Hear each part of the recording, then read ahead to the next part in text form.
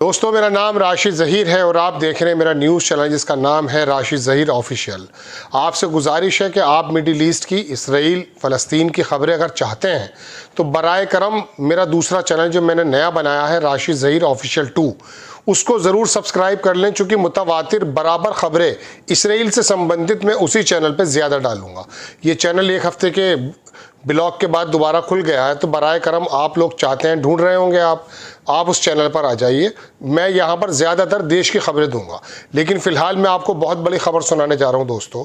America, सऊदिया और Al Jazeera और बहुत बड़े बड़े अखबारों से खबर है कि अमेरिका और जो हमास का जो है आपस में मुआहदा हो गया है और सीज़ फायर तय हो गया है। हमास की तरफ से भी खबर ये आई है, अभी ऑफिशियल नेतन्याहू साहब की तरफ से एक जो है मैं कह सकता हूँ कि पॉजिटिव आंसर आना बाकी है। अलबत्ता दुनिया के अखबारों ने अमेरिका के बड़े अधिकारियों के माध्यम से ये खबर छाप दी है कि वहाँ सीज़ फायर तय हो गया। चूँकि कल मैं हाजिर नहीं हो पाया था, परसों इसराइल के जो मोसाद के जो बार्निया हैं, डेविड बार्निया जो उनके मोसाद के डायरेक्टर हैं, तो डेविड वो डरमर करके है कोई शायद, हाँ डरमर, उसको बुलाया था विटकॉफ ने और विटकॉफ से वहाँ बात हुई है। अब मैं आपको सिलसिलेवार एक तो ये खबर देना चाहता हूँ। दूसरी बात, मैं आपको थोड़ा सा ये भी समझाना चाहता हूँ दोस्तों कि दरअसल वर्ल्ड वार 3 दुनिया तीसरी जंग अजीम से रुकी, ये कहना है वहाँ के प्राइम मिनिस्टर जो रशिया के हैं। दरअसल हुआ ये था कि 20 तारीख, ये 20 मई जो गुजरी है, उसमें पुतिन साहब को असैसिनेट करने की कोशिश की गई।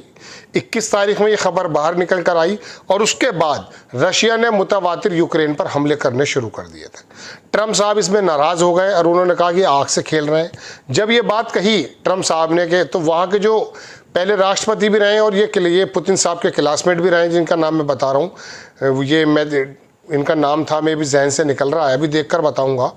उन्होंने कहा कि होता कुछ नहीं, सिर्फ वर्ल्ड वार 3 होने से बच गई। अगर पुतिन साहब का जो है असैसिनेट हो जाता तो ये काम हो जाए। दुनिया बड़े मरहलों से गुजर रही है। ह्यूमैनिटेरियन एड की बात यह है दोस्तों कि जिस तरह से जानवरों को किसी बाड़ में लगा दिया जाता है, इस तरह से वहाँ फ़लस्तीन के अंदर जो फ़लस्तीनी है उनको लगाया गया और वहाँ पर अफरा तफरी मच गई, तो गोली भी चलानी पड़ गई और वहाँ से हेलीकॉप्टर से उनके जितने लोग थे वो उड़कर वापस चले गए।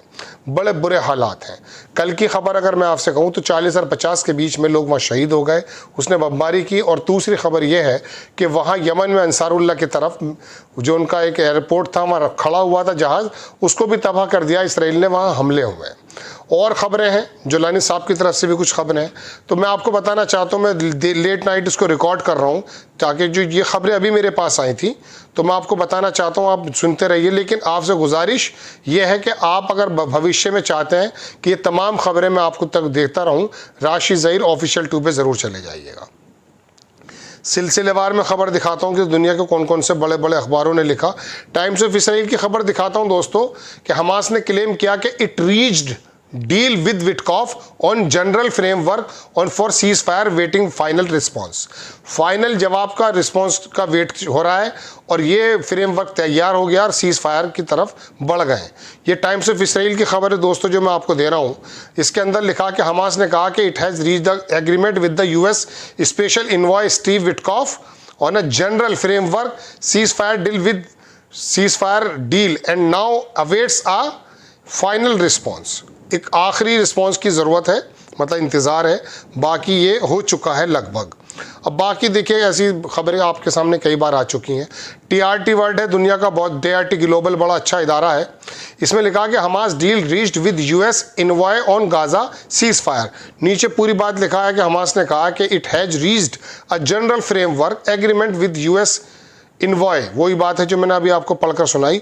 According to statement the group official Telegram channel proposed agreement include the permanent ceasefire, full withdrawal of the Israel forces from Gaza, पूरी तरह से विड्रॉल होगा और resumption of the humanitarian aid का जो है वो आना जाना हो जाएगा और आके जो उनकी जो भी शराइत थी वो तकरीबन मान ली गई हैं। ये दुनिया के बड़े अखबार कह रहे हैं, हमारा काम सिर्फ खबर देना है। ये अनादोलू बड़ी एजेंसी है, इसने भी छापा है कि हमास ने कहा कि deal reach with US envoy Witkoff permanent Gaza ceasefire framework. नीचे लिखा है कि हमास ने कहा है कि it will release 10 live Israeli hostages, 10 Israel के यरगमाली को छोड़ दिया जाएगा।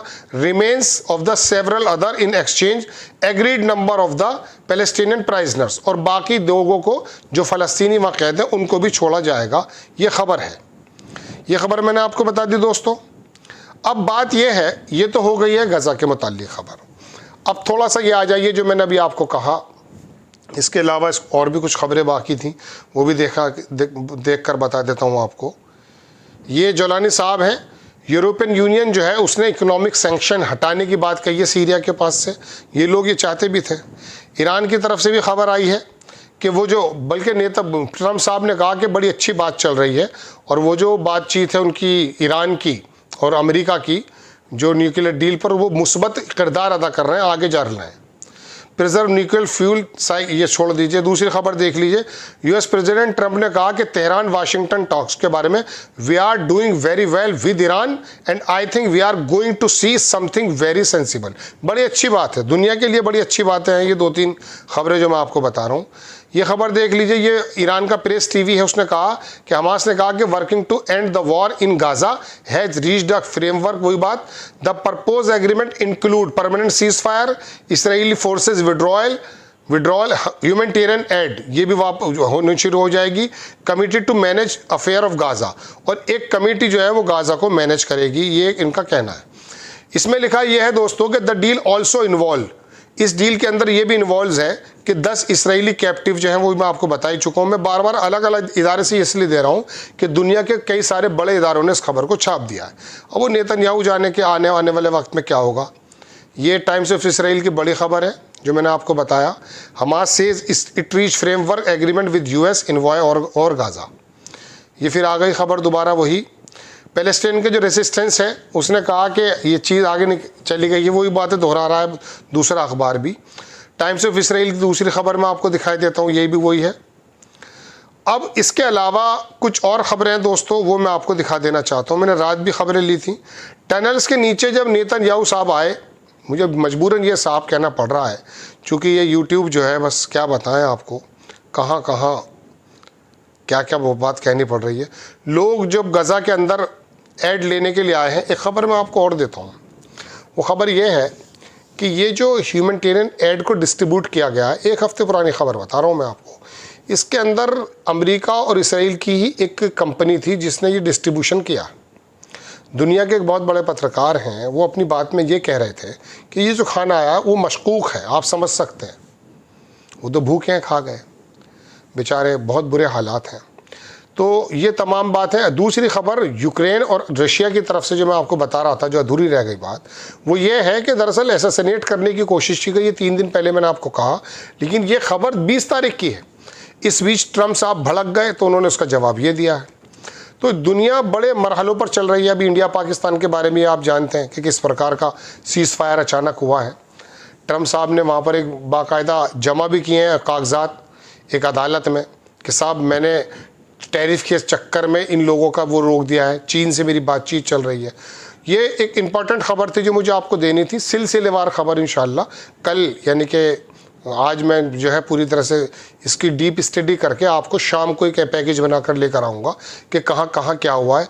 एक बड़ी ख़बर आई थी तो मुझे लगा आपको बता देनी चाहिए। आपसे आखिर में फिर गुजारिश है कि बराए करम आप उस चैनल पर आ जाइए। देखिए @ लिखेंगे आप और राशिद ज़हीर ऑफिशियल लिखेंगे, चूँकि इस चैनल को जो खोला गया है इसमें स्ट्राइक्स आई हुई हैं, तो मैं यहाँ देश की खबरें कुछ दिन डालूंगा, उसके बाद धीरे धीरे फिर देखेंगे।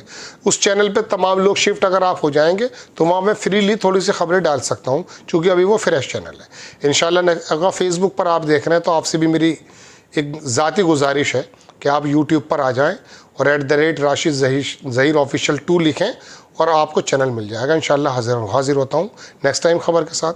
जय हिंद।